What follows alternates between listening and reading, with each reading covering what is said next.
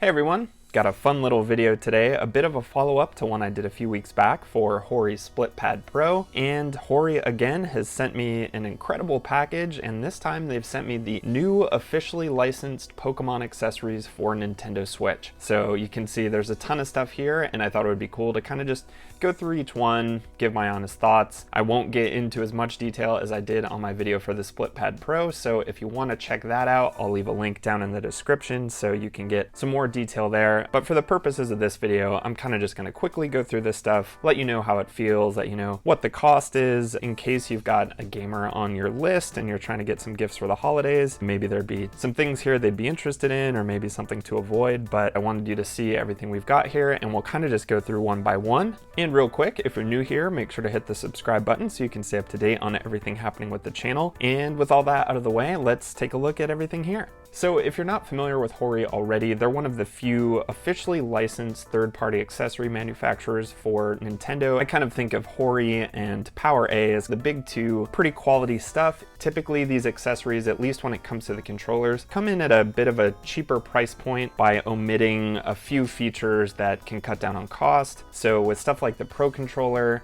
you probably won't have rumble, or sometimes motion controls are omitted, or the NFC functionality for scanning amiibo. So with that stuff pulled out, the Pro controller comes in at like $49 instead of $69. So usually a way to save a little bit of money, but then typically having some cool kind of custom branding, like obviously all this Pokemon stuff here. But right off the bat, I have to say, sometimes with the franchise branding, it gets really colorful and kind of gaudy. And I have to say, I do like the look of this kind of black and gold theme because it's got some cool Pokemon artwork, but it also, I don't know, it's just not too loud. It's something that someone like me, an adult, could use without probably looking too ridiculous. HORI did also make kind of another theme of this Pokemon branding that's definitely a bit more on like the cuter side. So you've got kind of like some pink buttons and a lot of like Pikachu and Eevee graphics and stuff like that. But for me, I'm liking this black and gold. It's kind of subtle, but it still pops. So I guess let's just start going through everything. Okay, so first up we have this Nintendo Switch Lite Duraflex protector, and that's gonna cost $16.99. And this is kind of just a cool branded backplate for the Switch Lite. And then you've also got some contouring, and obviously that's gonna offer some protection for the back. So I'm just gonna pop this out. Okay, so there you go. There's the Duraflex protector. Very, very shiny. Probably gonna be, oh, that's not too bad. A little bit of a fingerprint magnet. And it's just a, flexible rubber. It definitely seems like it'll offer some protection. You've obviously got the holes for the SD card and power and all that good stuff. So let's pop my Switch Lite in there. See if we can get it on here. All right, that wasn't too bad. So there you go. Looks good with the yellow. I'd maybe recommend pairing this case with a yellow Switch Lite. Definitely matches the black and gold thing they've got going on there. And it feels good. It offers just a little bit of thickness and obviously that protection and then that cool custom look.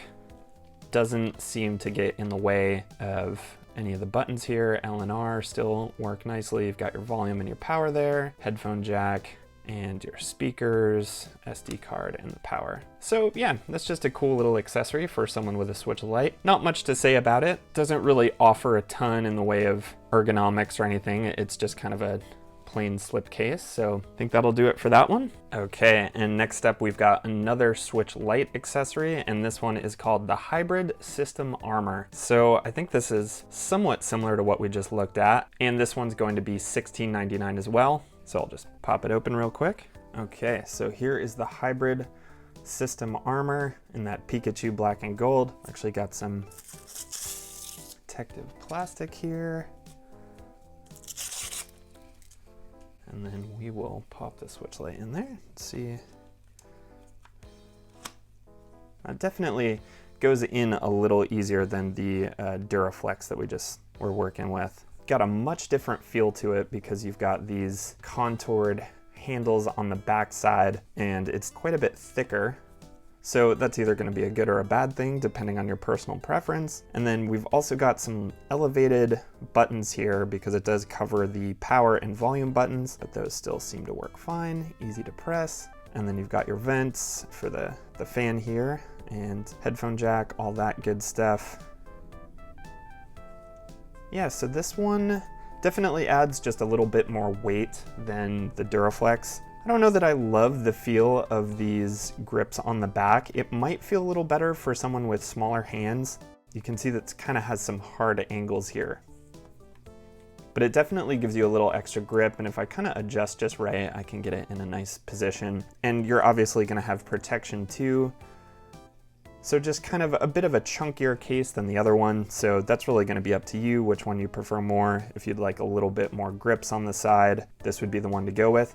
I will say that it certainly goes on a lot easier than the Duraflex, and that was a little difficult to get off as well. So again, not much to say here, but cool little accessory with that cool artwork for a Switch Lite owner. Okay, and next up we have the Nintendo Switch DPad controller, which you might already be familiar with. Hori has been making these for a while, but this is the first with the officially licensed Pokémon branding on there. Essentially just a left Joy-Con that has a D-pad instead of the individual buttons. Something I wish Nintendo would make at this point. And then this will have HD rumble omitted.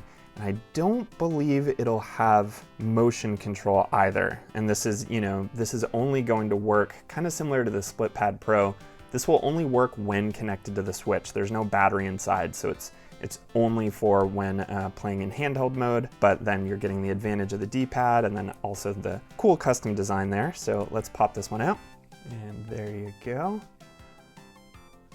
Really like the matte black finish, and then you've got that nice gold Pikachu and lightning bolts and Pokeball design there. Fairly light, because there's not really anything inside, but I guess that's fine for using in handheld mode. Everything feels pretty close to a standard Joy-Con, and then you've got the D-pad. It's a better feeling D-pad to me than what's on the SplitPad Pro. It's maybe still ever so slightly softer than I'd prefer. I guess I wish it was a little bit clickier, to feel something more like the D-pad on the Switch Lite, which I actually really like. But yeah, if you're a fan of a, D-pad inputs, this is a cool option to have. Slide that on there.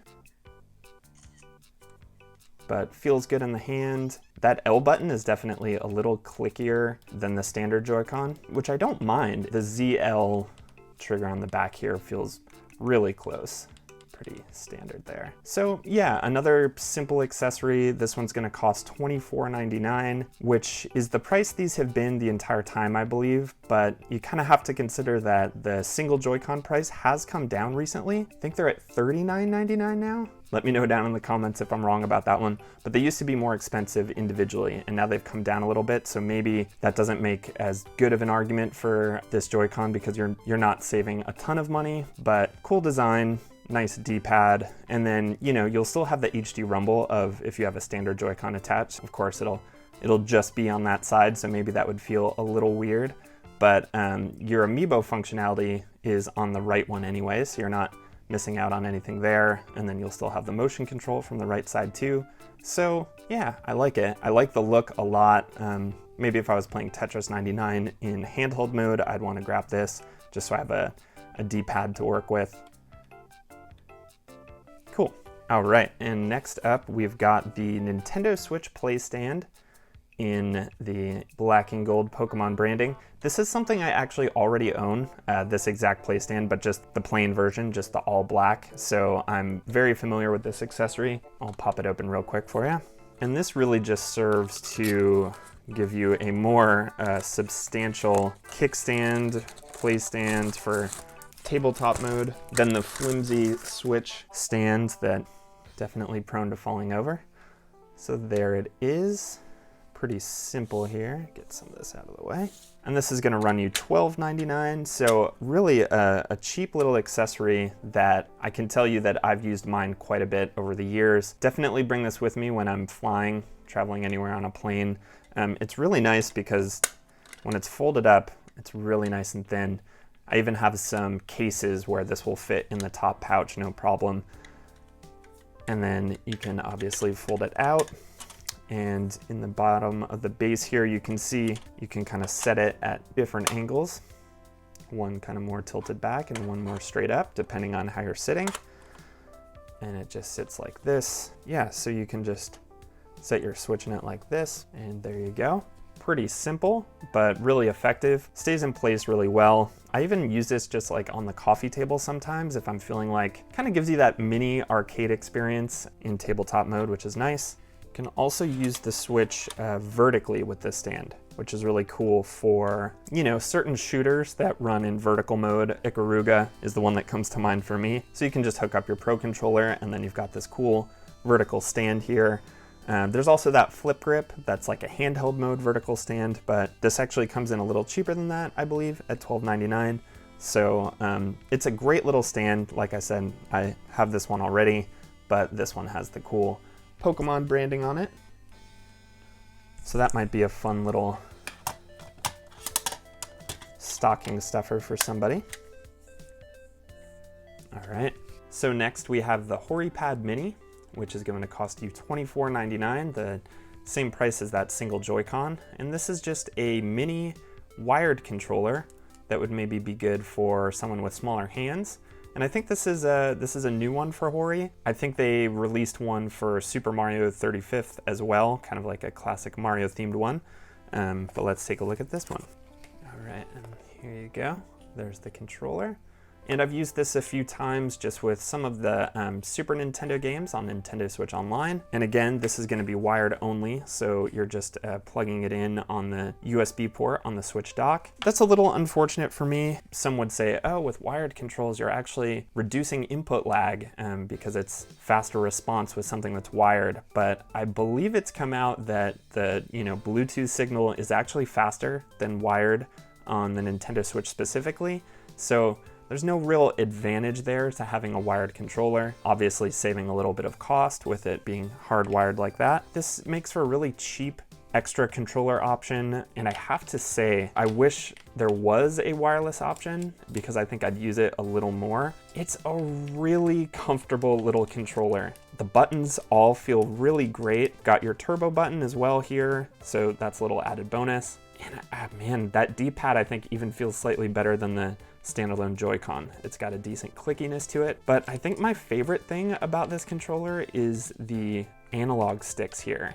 They feel really nice. Specifically the top padded part here feels really similar to the DualSense or the DualShock 4. Really feels kind of like PlayStation thumbsticks, although obviously asymmetrical in their placement. I've got pretty big hands and I still enjoy the feel of this, but this would definitely work for a little one or someone with smaller hands. So yeah, I guess my only complaint there is that I wish it was wireless, but it's fun, something different, works great for kind of the replacement to the Virtual Console with the Nintendo Switch Online library. And yeah, not much else to say about it other than that. I don't think you have any motion controls or NFC functionality or rumble, obviously, with this one. I really see this as an option to maybe play some indie titles or Nintendo Switch Online games with. And next up, we have the Nintendo Switch Wireless Horipad Pokémon edition here, and this is going to cost $49.99, so a Pro controller replacement, kind of similar to the controllers that PowerA makes.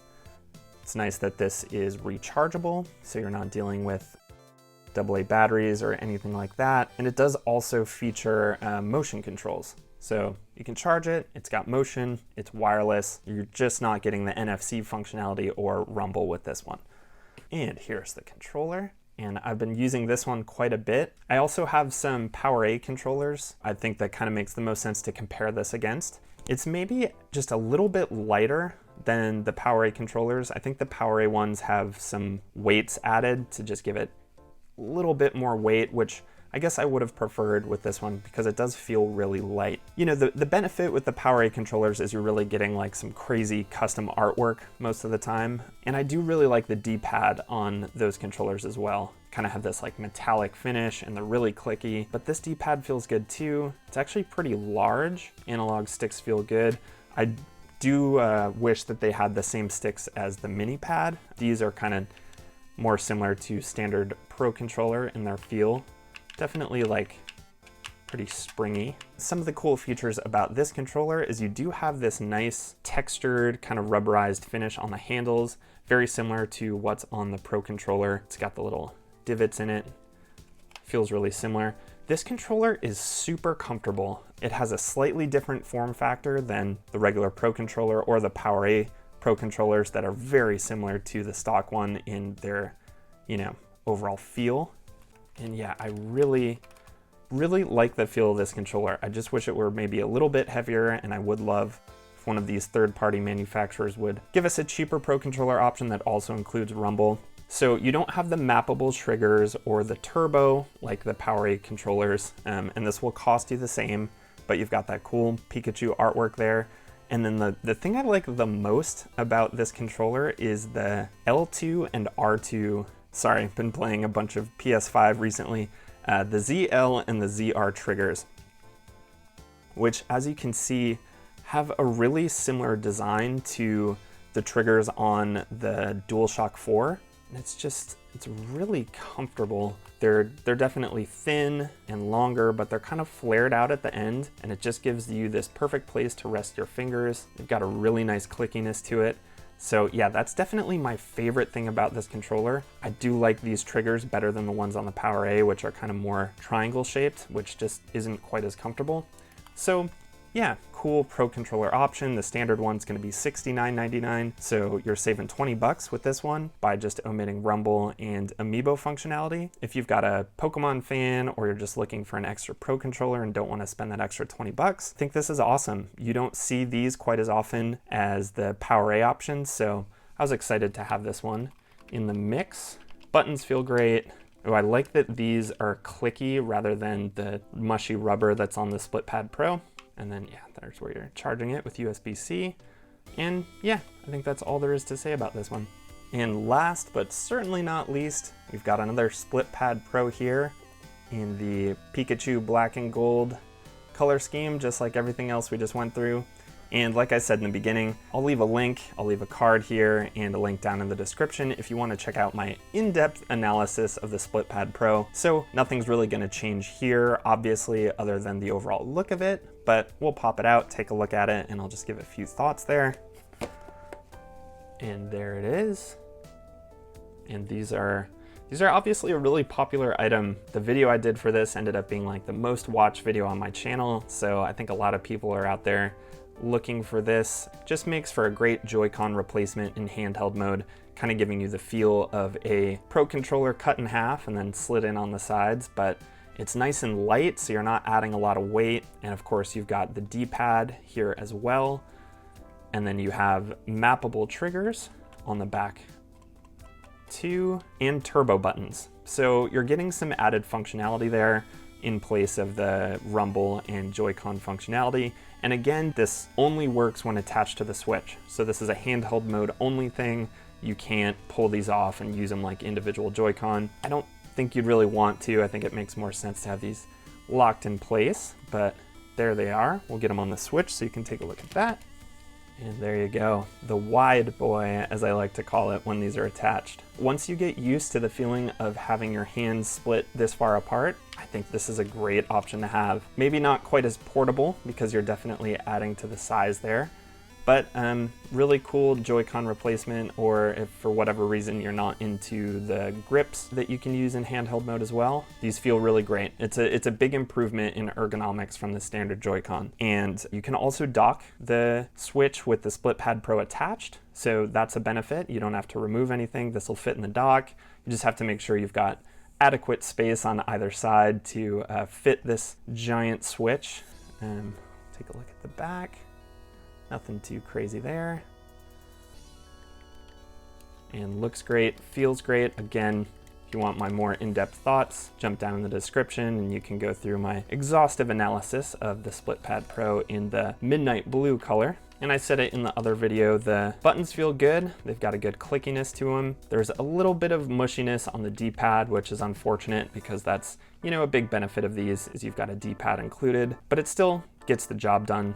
Still totally accurate. These buttons here, the home buttons, The turbo and assign buttons and the plus and minus buttons are pretty rubbery and pretty soft, but I think that's totally fine because I feel like you use those buttons the least. And yeah, I think that is really all there is to say. The SplitPad Pro is going to be $49.99, the same price as the Pro controller replacement, so you can kind of make a decision there if you're more interested in handheld mode or dock play, if you're just getting one of those and have to make the choice. Okay, so I think that's everything. Huge thanks to HORI for sending all this stuff out. If you've got a Nintendo Switch owner on your Christmas list this year who also happens to be a Pokemon fan, I think there's some really great options here. They come in at a cheaper price, but you know, the quality seems to be there. I really do like the design. You can check all this stuff out on HORI's site, horiusa.com. I'll leave a link down in the description there as well. And I do feel like HORI is really kind of stepping up their game with the custom design. They've been making accessories for years. I've got all sorts of their stuff, but they really seem to be leaning in on the, like, you know, Super Mario 35th designs. And then we've got this whole Pokemon line here. The SplitPad Pro now comes in, I think there's a Pac-Man option. You've got the 2 Pokemon options, the 3 new colors they just re-released it in. So they're really putting out a lot of stuff right now, and very similar to Power A, you can expect the same level of quality. Let me know if you own any of these items already, or if you have any questions at all. I'll try and pop in there and respond to as many comments as I can. If you enjoyed the video, please give it a like on your way out, and also consider subscribing. And yeah,